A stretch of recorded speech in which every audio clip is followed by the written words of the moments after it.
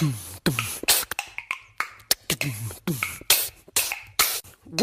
two, get down.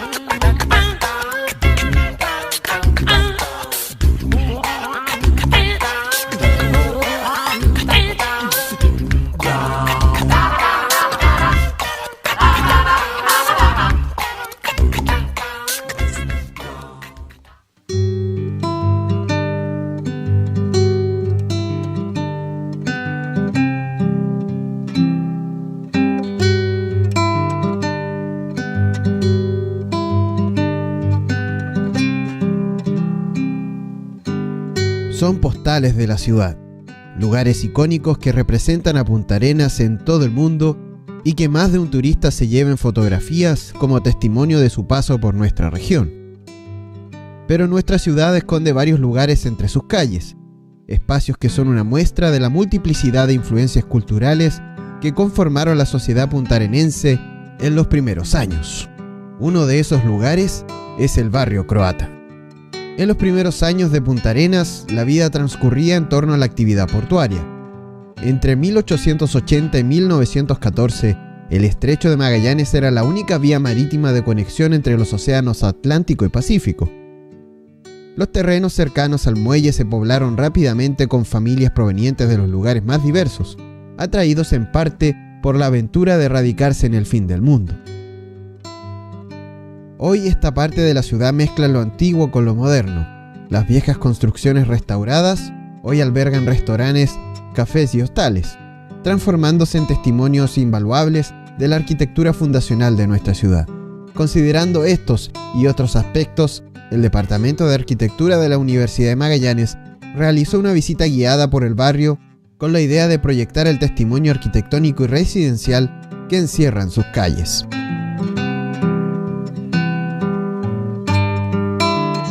Pilar Fernández y Daniel Matus nos acompañan en un nuevo recorrido por algunas de las construcciones más emblemáticas que apreciaron los asistentes a la actividad del Día del Patrimonio. Son un espacio urbano relevante de las ciudades. Otro espacio relevante de las ciudades son las calles, porque son los lugares que tienden a congregar a las personas. Entonces no solamente un espacio físico y urbano, sino también corresponden a un espacio social de las ciudades. Desde un punto de vista simbólico, la plaza tiene una relevancia en cuanto a la relación con un establecimiento educacional. Hoy día vemos que, por ejemplo, la iglesia, la capilla que tiene el Instituto Sagrada Familia no es un lugar que esté abierto constantemente a la comunidad. Sí, antiguamente tal vez era bastante más factible de que se abriera para algunos matrimonios, para algunas celebraciones que probablemente tenían relación con personas que trabajaban para el colegio, alumnas, exalumnas, voluntarias, etc. Pero hoy día el acceso se ve bastante más restringido, por lo tanto tal vez la relación de la plaza con la capilla no es tan ardua como se quisiera. En las primeras casas que se aprecian, los detalles como los materiales y las formas ya entregan una visión de los métodos que empleaban los primeros constructores de viviendas. En la vivienda que estamos observando poseía varias características relevantes. En primer lugar, es una vivienda que tiene unos entramados de madera que son decorativos y que la gente de Punta Arenas tiende mucho a asociar con la inmigración en general europea, pese a que se trata de una vivienda que tiene elementos formales que se repiten en distintos barrios de la ciudad. Un acceso que se destaca por medio de una mampara, una galería orientada hacia el norte, que se puede ver bien ahora que está dando el sol y que hace frío, ¿Por qué tiene esa ubicación dentro de lo que se llama el partido general, es decir, la organización en general de las funciones de la vivienda y un balcón? Y esas tres piezas son las que le dan una cierta identidad a ese edificio.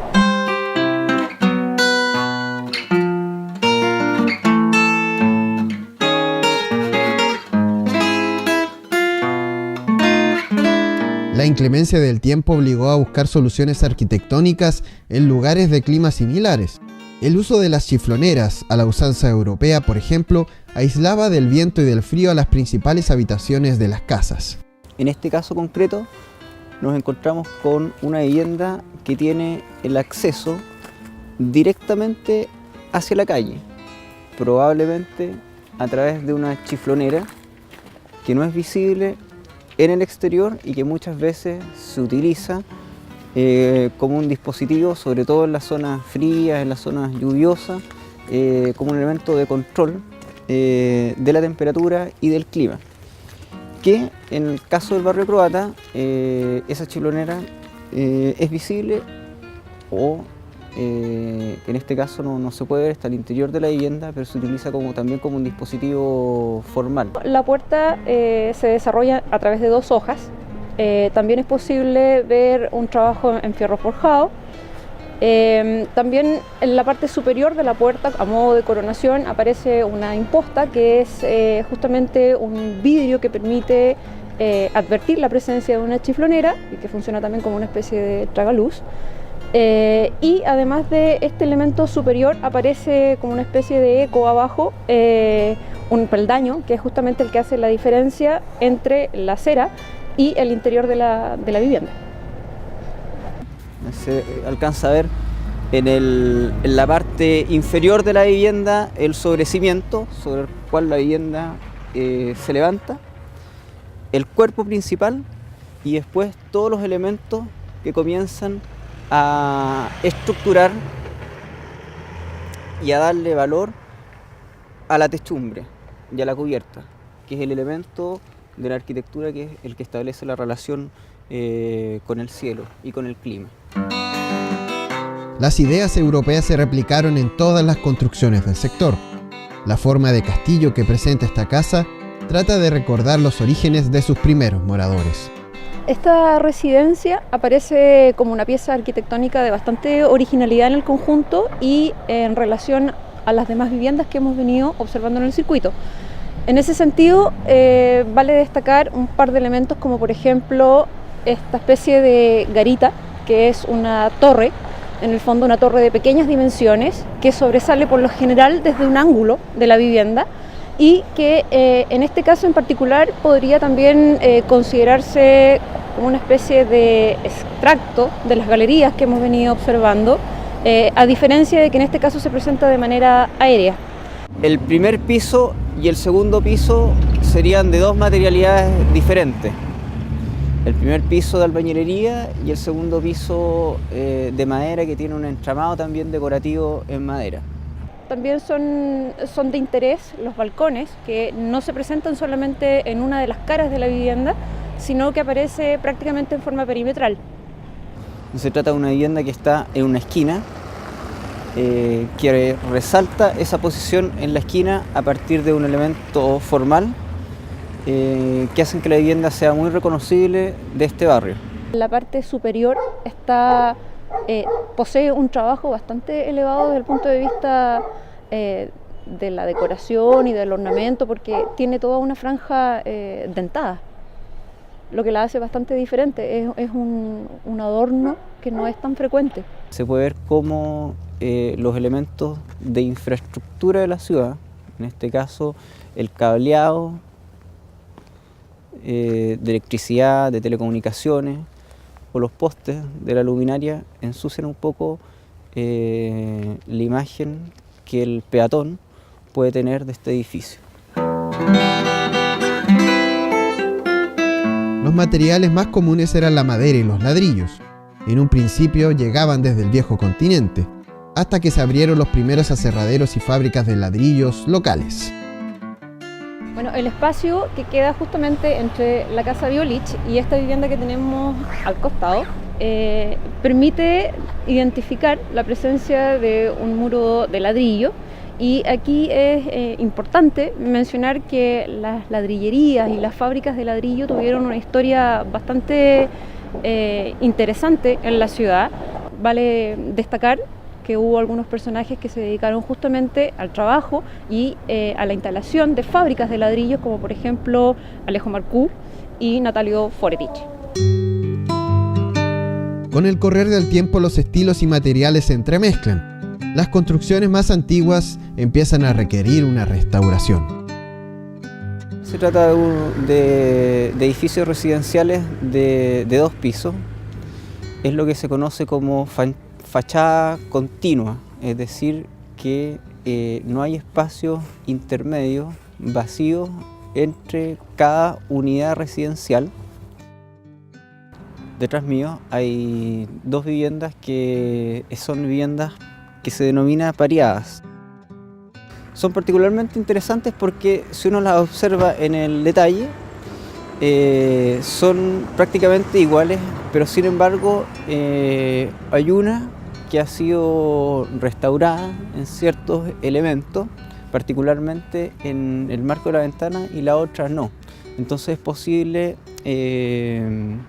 ver desde ese punto de vista todo lo que puede ganar un edificio cuando está bien mantenido, restaurado, y todo lo que gana la ciudad y el peatón que puede observar esos elementos en su verdadera dimensión material. Yo he vivido en los 40 años que vivo en esta casa 3 inundaciones importantes. No fui afectado porque esta casa está más alta que la casa de vecindario. Pero muchos vecinos míos han sufrido el tema y hubo que tenderle la mano. Incluso algunos vinieron a vivir a esta casa. Rudy Millak vive en el sector hace 50 años y es testigo del desarrollo del barrio. Hoy es el cónsul honorario de la República de Croacia y habita esta casa a un costado del puente en la calle O'Higgins. En esta casa concretamente, que es una casa hecha por pioneros croatas, donde vivieron puros croatas, una casualidad que comento, vivo 40 años y en otra casa que estuve arrendando viví 10 años, pero también en el barrio croata. Así que estoy contento con el barrio, ha habido importantes y grandes cambios en este barrio, tanto de la composición de la gente que vive en el barrio, como de obras viales, de puentes, de infraestructura de todo tipo. Tengo ya 84 años que vivo en el barrio, no nos hemos cambiado realmente fuera de Sarmiento, que estuvimos viviendo 65 años con un negocio de mis padres, y ahora me vine acá una vez que fallecieron ellos, cerramos el negocio y me vine a vivir con mi hija. La familia de Ana Bamonde se dedicó al comercio. Tenían este almacén en la calle Sarmiento, local que administró junto a su hija hasta el año 2007. La tranquilidad de esos años contrasta con la vida en la actualidad. Bueno, fue un tío que compró una casa ahí, en Sarmiento 1029, y se la vendió después a mi papá. Mi papá él trabajaba empleado de comercio, y después de un año más o menos, como el 39, abrió un negocio, empezó de a poquito y se lo fue agrandando hasta que en realidad se hizo bastante importante para el barrio al menos. Teníamos harta clientela porque tenían bien surtido el negocio. Hoy día no se puede salir muy tranquilo, hay que estar pendiente de que le pueden robar, que lo pueden asaltar, las casas no se pueden dejar solas tampoco. Hay muchísimas cosas en realidad que se echan de menos. Antes era muy tranquilo y era menos poblado también, menos pavimento, menos calles, menos vehículos. Muy distinto en realidad. Los límites del barrio no están muy definidos, pero cuentan con varios hitos, todos testimonios arquitectónicos invaluables de la vida de los primeros años en Punta Arenas. El barrio es un elemento testimonial de distintos procesos y fenómenos culturales, sociales, tecnológicos que corresponden a un determinado momento en la historia de la ciudad. Por lo tanto, también tiene un rol prácticamente cardinal en mantener la cohesión de un grupo. Son importantes no solamente por el valor que tienen en sí mismas, sino también por el valor que le asigna la comunidad de Magallanes.